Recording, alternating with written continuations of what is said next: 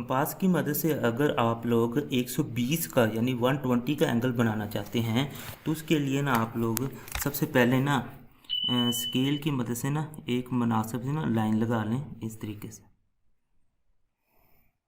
तो इसकी कोई मैश नहीं है, बस आप लोगों ने लाइन लगा लेनी है और फिर ना कि इस तरह से ये प्रकार को लेना है और इसको ना कि मुनासिब सा आप लोगों ने खोल लेना है इतना।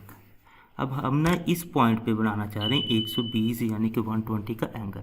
तो उसके लिए आप लोग इसको इस तरीके से ना हाफ दायरा बना लें। अब हाफ दायरा बनाने के बाद अब आपने प्रकार को छोटा बड़ा नहीं करना, बिल्कुल उतना ही रहने देना है। और यहाँ से ना आप लोग यहाँ पे एक कट लगाएंगे तो ये हमारे पास होता है 60 का। अब 60 से आगे एक और अगर हम यहाँ से लगा देंगे तो ये जो हमारे पास होगा ये हमारे पास 120 का होगा। तो इसको आप लोगों ने इस तरीके से ना स्केल के ज़रिए